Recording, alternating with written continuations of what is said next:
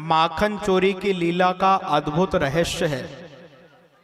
विद्वानों ने इस माखन चोरी की लीला का रहस्य बताया। बोले माखन कैसे बनता है, हमको हर एक जीव को अपने आप को माखन बनाना चाहिए। दूध बनाने में फायदा नहीं है महाराज। दूध यदि आप किसी नदी में ले जाकर के मिला दो तो 2 मिनट में दूध महाराज नदी में मिलेगा और नदी के पानी में मिलकर पानी के जैसा हो जाएगा। हाँ, अथवा महाराज थोड़ी दूर ही दूध जाएगा और नदी में मिलकर के उसके जैसा हो जाएगा। बोले माखन जब बनके तैयार होता है और माखन का एक गोला आप नदी के जल में ऊपर छोड़ दो तो किलोमीटरों तक कहीं आगे चला जाए पर वो जल में डूबने वाला नहीं है, जल के ऊपर तैरता है। बोले जीवात्मा को अपने स्वयं को अपने आप को माखन बनाना चाहिए।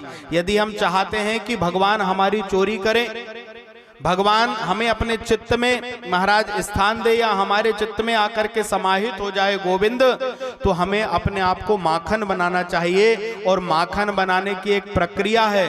बोले पहले दूध को तपाया जाता है, गर्म किया जाता है, और जब बहुत वो गर्म हो तो फिर उसे थोड़ा ठंडा किया जाता है, और थोड़े ठंडे दूध में फिर थोड़ा सा जामन डाला जाता है। जामन डलने के बाद वो लगातार हिलने वाला दूध स्थिर हो जाता है, क्योंकि वो दही बन जाता है। दही बनने से वो दूध का रूप बदला और उसमें शांति आ गई। बोले यहाँ प्रक्रिया खत्म नहीं होती, फिर उस शांतिमय दही को मथानी से मथा जाता है, और जब लगातार मंथन होते रहता है उस दही को मथा जाता है तो माखन ऊपर हो जाता है और छाछ नीचे चला जाता है। बोले हमें माखन बनने के लिए क्या करना है, दूध को तपाना पड़ता है। तो ऐसे ही अपने आप को तप तपस्या कथा अनुष्ठान भगवान नाम में तपाएं, और महाराज उसके बाद भगवान के नाम रूपी थोड़े से दही का जैसे जामन डाला है वैसे एक नाम का सहारा लेकर अपने हृदय भवन में एक प्रभु के नाम का जामन डालने, मन शांत हो जाएगा, स्थिर हो जाएगा। और फिर मथानी से दही को मथा जाता है तो अपने हृदय का मंथन शुरू करें, और मंथन जब करेंगे तो काम क्रोध मद लोभ दंभ द्वेष ईर्षा इस तरीके से ये सब उस मथानी से बाहर होते चले जाएंगे। और महाराज एक स्थिति ऐसी आएगी कि महाराज हृदय मंथन होता रहेगा तो छाछ एक तरफ हो जाएगी और मक्खन स्वरूप परमात्मा हमारे जीवन का आधार हो जाएंगे। ये माखन चोरी की लीला का रहस्य है महाराज। संत हृदय नवनीत समाना, नवनीत कहते हैं मक्खन को, और संतों के हृदय को नवनीत बताया गया।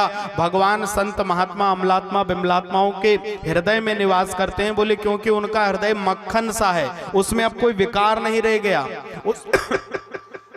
उसमें कोई कठोरता नहीं रह गई, अब उसकी पूर्ण कठोरता निकल गई है।